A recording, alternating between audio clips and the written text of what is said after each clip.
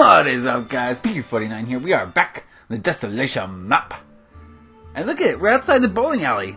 I never finished. We're going to be working on the bowling alley again today. Psych! Yeah, Ryan would never do that to you guys. The bowling alley is pretty much done. I realized when I went back that I forgot to apocalypse, so I did that real quick off camera. But today, we're in front of the bowling alley because the bowling alley is going to get a new neighbor. That's right, guys. We're going to get a new neighbor for this place. And this one's going to be a doozy. Now, a large inspiration for this Desolation map has been real life. You know, I've taken reality and I've tried to Minecraft-size it. And that's what I'm going to do today. I'm going to Minecraft-size a British pub. Now, this isn't just any British pub. This is a real British pub that is owned by a friend of mine that I had a part-time job at once. And I'm going to try to recreate it in Minecraft. Oh, baby, a triple. This is going to be fun. I love building real-life buildings that I know, pretty well in Minecraft. And this one is, it's going to be a fun project. I can tell already. I know the interior, I know the exterior. And I know it pretty well, so it's going to be fun to build, I encourage you all to try building buildings in real life that you can see with your own two eyes. And it's a super fun thing, super fun project for you to try out in Minecraft. It is challenging, and this one is especially challenging because today I'm going to be working on the front facade of the building. And in real life, the front facade is painted. Okay, it's painted onto just like a white wall.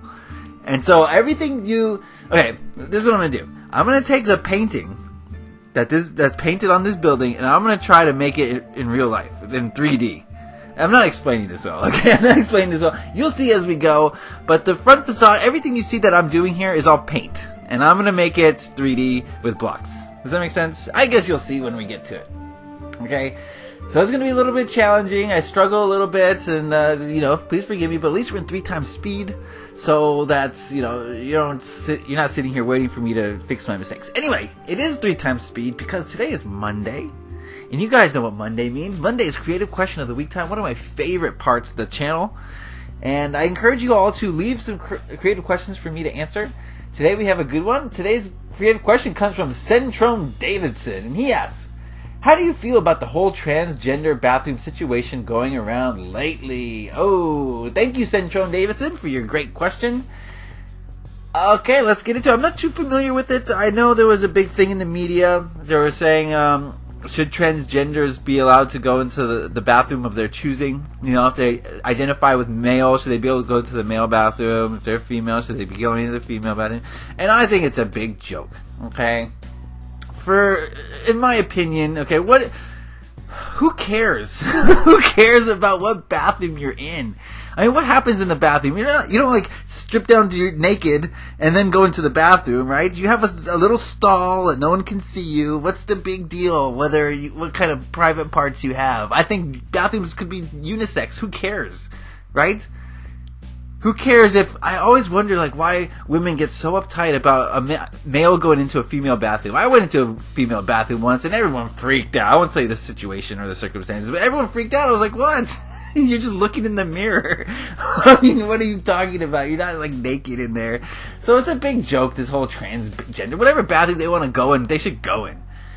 But let's get to the root of this issue, because that's not what the root of this issue is. The root of this issue is the media and the games they play.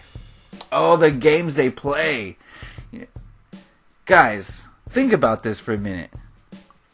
What kind of stories does the media put out there for your consumption? Think about all the news stories that you can think of. How many of them are positive? I want you to really think about it. The next time you're reading the newspaper, the next time you're watching the news, next time you're on an internet site with the news, look at how many of those stories are positive stories. If it was up to if the media's portraying reality and you're just basing it solely on the media, you would think that nothing good happens in this world. Nothing. Okay? Absolutely nothing. The media is only portraying negativity. They're only portraying controversy. They're only portraying things that will aggravate you, things that will make you sad, things that will make you angry, things that will depress you. There's no upliftment in the news. And this is very purposeful. The media is run by multi-billionaires. Okay? The media is run by the corporations, the people who advertise in their newspapers and channels and other things. The media is run by these people. And these people, they're not looking out for you. They're not looking out for the common good. They're looking out for their interests. And their interests aren't good. They're not good, guys. The media is designed to keep you in a low, negative, vibratory state. They want you to be arguing with each other. Have you ever heard of divide and conquer? That's exactly what the media wants. They only present two sides, right? They present two sides of any issue, and their goal, their intention is to get people arguing with each other, like this transgender bathroom thing. It's a non-issue, but the media makes it a huge thing. People versus cops, whatever the flavor of the month is, okay? They want people arguing because it keeps them, what's the word I'm looking for? It distracts them. It keeps them distracted from what really needs to happen here. And what really needs to happen is for human beings to come together, realize that it's not transgender versus normal people. Not the word normal. I didn't mean to say that. Transgender versus non-transgender. That's not what the issue is. The issue is that these multi-billionaires are controlling the way you think. That's right. We've talked about programming. We've talked about manipulation. The media is manipulating you at every single turn. They're programming you to think in a certain way. They're messing with your minds, guys. When I've taken some journalism, in school, and the very first thing they teach you in journalism school, the very first thing they teach you is that any article you write, before you write it, you have to think of your slant. And what that basically means is that you have to take an issue and cast it in a certain light, in a certain angle. And this angle is not biased. It's not non-biased. It's a biased angle. The reporter or the journalist puts their spin on it so that they can manipulate you to think what they want you to think. If journalism was really trying to say the black and white facts, there would be no angle, there'd be no spin. They'd just say the facts, and that'd be that. You'd make up your own mind as a reader. But they don't want you to make up your own mind. They want to make up your mind for you, so they put a spin on it, a slant. They're trying to get you to think a certain way when you read this article. And as I said, there's no positivity in the media, so almost every single slant or angle is one of negativity. Every single slant or angle is basically one of negativity in some way. It's to keep you distracted from the real issue. The real issue is that we are all united. The 99% of us who aren't multi-billionaires, who don't control the flood of information, we're united. We're together. We're one. And we shouldn't be accepting this into our reality. We shouldn't be allowing 5 multi-billionaires to tell us how to think or what to do. But we are so influenced by the media as a society, as a culture, not just the U.S., everywhere around the world, especially in other places. I spent a year in Australia, and they're even more brainwashed by the media than we are here in the U.S. It's amazing. I didn't think it was possible, but yes, they are.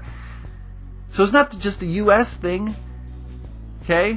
Rupert Murdoch owns things all across the globe. The globe. And he controls the newspapers, he controls the television stations, he controls the magazines, everything. Television. It's all being used to program you to not live happy, fulfilled lives. It's being used to program you to live in a very negative state and constant fear. You gotta fear the Zika virus, you gotta fear earthquakes, you gotta fear tsunamis. They're just telling you what to fear. And so you're in this constant state of fear. It's fear-mongering. You're just constantly in a state of fear. You're arguing over the most nonsensical things you can imagine. Republicans versus Democrats. What kind of nonsense is that? It's a divisive technique to get you to separate, to divide and conquer. You're much easier to conquer because they look at us like sheep. We're sheep to them. And it's much easier for them to conquer us if we're arguing with each other and not focus on the real issue, the fact that egomaniac multi-billionaires who are you know, they're psychotic. And they're trying to control us through our wallets, through, you know, trying to convince us that we need to buy the latest, greatest thing or else we're not going to be happy. To convince us that we got to be in fear of killer African bees or whatever the heck the flavor of the month is, you know? So, you guys got to wake up. You got to be aware of this. You know, so many of us rely on, like, CNN, or Yahoo News. That's the worst thing I can imagine. It's like not even subtle the way they're programming. It's not even subtle the way CNN and YouTube just program you. YouTube News is trying to program you to be the most vain, insipid, just ridiculous news stories that try to make you to just be a vapid airhead. CNN's trying to get you to fill your heart with hate. We must kill those evil Muslims. Kill them all. You know what I mean? It's just terrible. Not a single story of positivity or upliftment. Not a one. Do you really believe that this world is so cruel and dark and cold that there's not a single positive news story out there to be told? No! The people who are in charge don't want you to hear that, because then you might, you know, you might forget for a second that you should be in fear. You should fear. You know what I mean? It's terrible, guys. Wake up. Hello. Is anyone there? Stop reading the news. I've stopped reading the news. I'll tell you, I used to be a junkie. I used to love the news because, you know, there's that part in all of us that wants to. That's why we watch horror movies. We want to be scared. We want to be fearful. We want to be angry. Sometimes those emotions are fun. Sometimes it's fun to be angry, and that's what the media preys on. That's what the media preys on. You're accepting of the negativity. But it just doesn't do you any good. It's hurting you. It's hurting your life. It's keeping you negative. And that's not how you progress in this world. So I stopped reading the news. Now I'll read the headlines. So I know what's going on. I know what they're doing. But I don't need to read the actual story because it's all just programming after that. The headlines are already trying to program you. So I read the headlines. I'm like, okay, how is that trying to program? I highly encourage you guys. The next time you read a media story or hear one, think to yourself the whole time, what are they trying to get me to think? How are they trying to change the way I think about something? Always be aware of that. Always. Anytime you hear anything, always assume that they're trying to convince you of something. And always try to discern. Always try to figure out what that is. Because that will prevent you from getting manipulated.